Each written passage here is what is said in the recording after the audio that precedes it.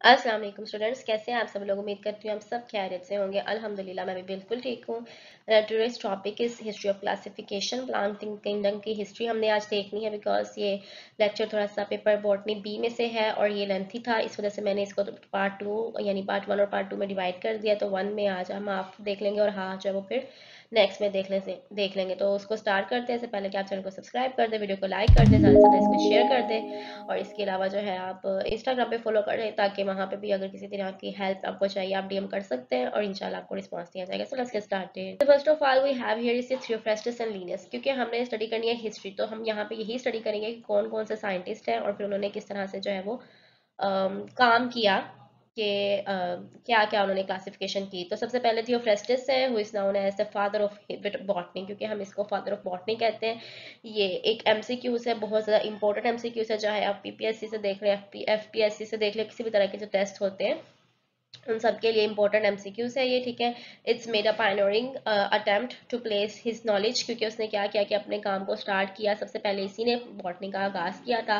Plants into the scientific footing, यानी उसने plants को, जो उसकी प्लांट्स के बारे में नॉलेज थी, उसको आइडिया था कि प्लांट्स कैसे होते हैं, उसकी उसने बेस रखी और उस पर साइंस को अप्लाई करने की कोशिश की। And he arrange the plants in several groups, उसने डिफरेंट सेवरल ग्रुप्स में उसको डिवाइड कर दिया। एंड ही नेम्ड, उसने उसको नेम दिया, नेमिंग दी और उसको डिस्क्राइब किया कि किस तरह के जो है ये सब प्लांट्स होते हैं और इनकी क्या क्या कैरेक्टरिस्टिक्स वगैरह होती हैं, ठीक है। और इसको करने के लिए उसने क्या किया, उसने तकरीबन 500 प्लांट्स में उनको डिवाइड कर दिया टोटल प्लांट्स को। और डी हिस्टोरिया प्लांटोरियम इसकी बुक थी जिसमें इसने ये सारा काम किया, ठीक है। आप इसको सर्च आउट भी कर सकते हैं और इसलिए मैंने इसको अंडरलाइन कर दिया। उसके बाद लीनस ने काम किया। लीनस ने is regarded as a father of that modern taxonomy, क्योंकि लीनस ने क्या किया, उसने टेक्सोनॉमी को यानी उसकी फाउंडेशन को ले डाउन किया। So he classification and the nomenclature, वो क्लासिफिकेशन और नोमेनक्लेचर में लेकर आया जो लीनियस था। His due to the practically, वो प्रैक्टिकली अपने काम को लाने की उसने कोशिश की ताकि हम उसको चेकआउट कर सकें। Pre Linnean period is govern by the classification of the Greeks, और जो उससे पहले का टाइम था उसमें जो भी क्लासिफिकेशन वगैरह होती थी प्लांट्स की, वो ग्रीक्स ने की थी। And it is root into his time there were considered as the herbalist, उनको कहा जाता था कि ये हर्बलिस्ट हैं। जो ग्रीक्स थे उनको हर्बलिस्ट नाम दिया गया था, because they classified the plants one on the basis of their habit, उन्होंने प्लांट्स को क्लासिफाई किया था उनकी हैबिट पे, यानी कि प्लांट ट्री है, श्रब है, हर्ब है, उस बेस पे उसने किया था। ग्रीक्स ने क्लासिफाई प्लांट्स को, इसलिए उन्होंने उसको नाम दे दिया हर्बलिस्ट है ये। टू देयर इकोनॉमिक यूटिलिटी, यानी साथ ही उसको उसकी इकोनॉमिक यूटिलिटी के अकॉर्डिंग कि अगर हमारे पास हर्ब्स हैं, श्रब्स हैं, तो हम इसको कैसे यूज़ कर सकते हैं इकोनॉमिकली, मतलब उसको हम वुड के लिए यूज़ कर सकते हैं या मेडिसिन में यूज़ कर सकते हैं, ताकि इकोनॉमी को भी बेनिफिट मिल सके और बाकी मेजर उससे जो काम है वो भी लिया जा सके। Major change in the classification took place in the middle of 18th century, जो मेजर उसमें चेंज आया था, पूरा क्लासिफिकेशन का जो सिस्टम था उसमें जो चेंज आया वो 18th सेंचुरी में आया, यानी उसके मिडल में आप कह लें। सो व्हेन कार्ल मॉलिनियस, क्योंकि कार्ल मॉलिनियस इज स्वेडिश बोटेनिस्ट, इसने अपना काम शुरू किया, proposed the system of the classification. अब इसने जो अपना सिस्टम ऑफ क्लासिफिकेशन प्रपोज किया, it was based on the characters, उसने कैरेक्टर्स की बेस पे किया था, जो भी उनकी खसूसियात होती हैं, और वो कौन कौन सी थी थोड़ी सी यहाँ पे डिटेल है उनकी। 24 क्लासेस में उसको डिवाइड कर दिया था, starting from the Monandria. Number 1 class जो थी उसकी मोनेंड्रिया थी, जिसमें नंबर ऑफ स्टेमन्स की बेस पे क्लासीफाई किया था, और उसमें ये था कि नंबर ऑफ स्टेमन 1 होगा, ठीक है।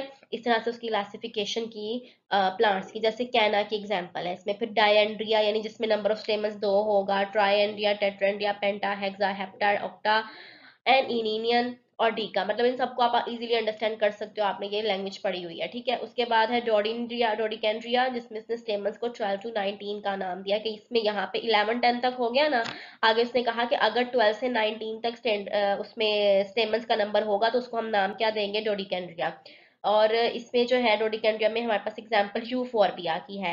इसके अलावा आइकोसेंड्रिया, जिसमें स्टेमन्स का नंबर 20 से स्टार्ट होगा और मोर, यानी 20 या फिर 20 से ज्यादा होंगे तो वो आइकोसेंड्रिया होगा। पेरिगाइनस उसने एक बनाया, एक क्लास का नाम दिया, और जिसमें कैक्टस के एग्जांपल को लिया। उसके अलावा पॉलीगैमिया लिया, जिसमें ऐसे फ्लावर्स थे या ऐसे प्लांट्स थे जिनके फ्लावर्स जो है वो पोलीगैमो डायोशियस थे, यानी उनके जो डायोशियस मतलब सेक्सुअल और सॉरी जो उसमें दोनों डायोशियस मतलब सेपरेट होते हैं, मेल और फीमेल जो पार्ट होते हैं, ठीक है। और पॉलीगैनस, तो पॉलीगैमस उसको नाम दिया गया। इसमें फिस्कस की एग्जांपल थी। इसके अलावा उसने क्रिप्टोग्रामिया क्लास को बनाया। क्रिप्टोग्रामिया क्लास में उसने वो वाले फ्लावर्स रखे विच वाज कंसील्ड और दी एब्सेंट, यानी उसमें ऐसा होता है कि फ्लावर्स छुपे होते हैं या फिर होते ही नहीं है। उसमें एग्जांपल हमारे पास मॉडर्न इक्विजिटम की है। तो इस तरह से 24 क्लासेस उसने बनाई लीनियस ने। ये लीनियस का काम था। फर्स्ट पैराग्राफ थियोफ्रास्टस का है और सेकंड पैराग्राफ लीनियस का है। सेपरेट सेपरेट हेडिंग बनाती तो थोड़ा स्पेस का भी इशू हो जाना था, इस वजह से फिर मैंने इस तरह से कर दिया। बुलेट पॉइंट से आपने देख लेना, फर्स्ट पैराग्राफ थियोफ्रास्टस का और सेकंड पैराग्राफ लीनस का। यही पैटर्न नेक्स्ट स्लाइड्स में भी है, ठीक है। उसके अलावा जो हमारे पास अभी लीनस का थोड़ा सा काम और रहता था, उसने क्या किया था, Lions system of the classification was artificial. इसका सिस्टम जो है वो आर्टिफिशियल था and it resulted in quite natural grouping. था वो आर्टिफिशियल, लेकिन उसमें जो ग्रुपिंग हुई ना वो नेचुरल बेस पे हुई, क्योंकि उसमें जाहिर है नंबर ऑफ स्टेमन्स देखना था या फ्लावर्स की कैरेक्टरिस्टिक्स देखनी थी, तो वो तो नेचुरली अकर करने वाली चीजें हैं, तो वो उसकी ग्रुपिंग नेचुरली हुई। फिर लीनस को अपनी इस मिस्टेक का पता चला, लीनस रियलाइज्ड हिज डिफेक्ट, उसको इस गलती का पता चला एंड ट्राई टू इवॉल्व। उसने कोशिश की कि अब इस सिस्टम को फिर मैं आगे लेकर जाऊँ नेचुरल सिस्टम को, but did not live enough to complete his work. लेकिन उसको इतनी जिंदगी ना मिली कि वो अपना काम कंप्लीट कर सकता। यानी कि जो आर्टिफिशियल से वो स्टार्ट हो रहा था, अब सारे सिस्टम्स हम पढ़ चुके हैं ना, आर्टिफिशियल नेचुरल सब पढ़ाए हैं मैंने आपको इसीलिए पहले, ताकि आप इन सिस्टम्स को बेस पे क्लासिफिकेशन को अच्छे से समझ सको। तो उसने आर्टिफिशियल से स्टार्ट लिया था, लेकिन उसका सिस्टम बन गया लीनियस का नेचुरल, क्योंकि वो उसकी कैरेक्टरिस्टिक्स ही नेचुरल थी। फिर उसने उस पर काम करने की कोशिश की, लेकिन वो अपना काम जो है वो कंप्लीट नहीं कर सका। बर्नार्डी जेस्यो, अब ये सेकंड जो बुलेट पॉइंट है, ये बर्नार्डी जेस्यो क्या है। Bernard de Jussieu he improve the he improve upon the Linnaeus system. उसने लीनियस सिस्टम को इम्प्रूव करने की कोशिश की and laid down the foundation of the nature classification system या नेचर सिस्टम ऑफ क्लासिफिकेशन। उसने नेचर सिस्टम को अब उसकी बुनियाद रखी, क्योंकि उसी के काम को कंटिन्यू कर रहा था।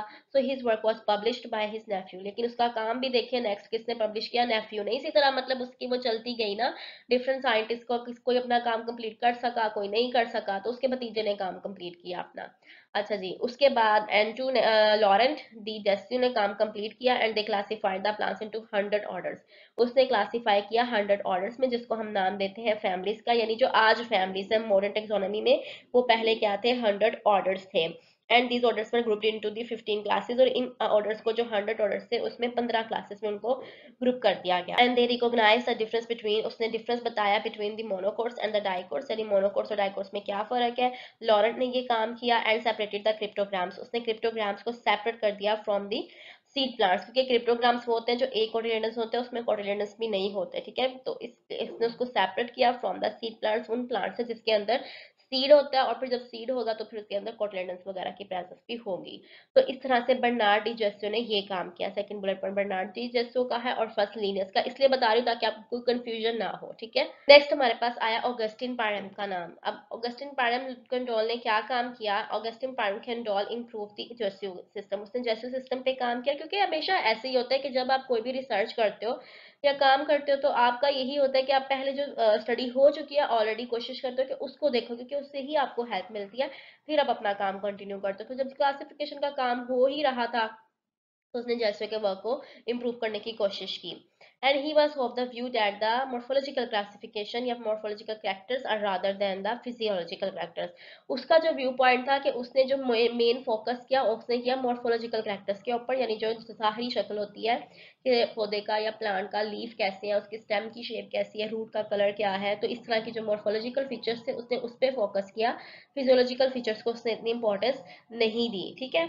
सो he classified the plants into 213 orders. उसने 213 ऑर्डर्स बनाए, जिसको हमने आज फैमिलीज का नाम दिया हुआ है।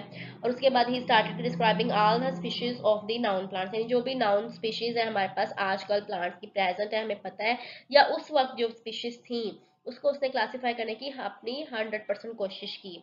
And his work was completed by his son and the grandson. और फिर उसके काम को भी उसके सन और उसके ग्रैंडसन ने ही कंप्लीट किया। तो इस तरह से जो ये क्या है, सिस्टम ऑफ क्लासिफिकेशन है। उसके बाद ही डिस्टिंग्विश्ड, अब इसने क्या कोशिश की, ये रॉबर्ट ब्राउन की अब हम बात कर रहे हैं। रॉबर्ट ब्राउन, क्योंकि मैंने आपको बताया कि सेकंड बुलेट पॉइंट मतलब second scientist Robert Brown, he distinguished the gymnosperms as a naked seeded plants. उसने जिम्नोस्पर्म्स को नेकेड सीडेड का नाम दिया और उसको अलग कर दिया, separated from the angiosperm. Angiosperm से, क्योंकि वो फ्लावरिंग प्लांट्स होते हैं, and seeds are enclosed in the vessel, क्योंकि हमें पता है कि जो एंजियोस्पर्म्स के सीड है वो वेसल के अंदर क्लोज होते हैं, जबकि जिम्नोस्पर्म्स के जो सीड है वो नेकेड होते हैं, उनकी कोई भी कवरिंग वगैरह नहीं होती। तो इस तरह से जो काम किया ये रॉबर्ट ब्राउन ने, डिफरेंशिएट किया एंजियोस्पर्म्स और जिम्नोस्पर्म्स को। नेक्स्ट हमारे पास है Stephan Endlicher, last scientist है आज के लिए हमारे, तकरीबन हो गए मेरे ख्याल से 5-6 हो गए, तो कल के लिए 3-4 रह गए और वो फिर नेक्स्ट लेक्चर में आपके आ जाएंगे। अब इसने क्या क्लासिफिकेशन की, Stephan Endlicher classified in the plants into 2 main groups.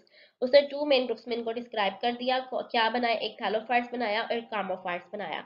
तो थैलोफाइट्स बनाया उसमें उसने कहा containing the algae fungi and lichen, यानी ऐसे प्लांट्स कह लें जिनकी बॉडी जो है वो थैलस होती है, कोई उसमें स्टेम, रूट और लीव्स की डिफरेंशिएशन नहीं होती, तो उसमें इन तीनों को शामिल कर दिया, एल्गी फंजाई और लाइकन्स को। दूसरे उसने बनाए कार्मोफ्रॉन्स का, जो कार्मोफाइट्स थे they are containing the mosses, ferns and seed plants.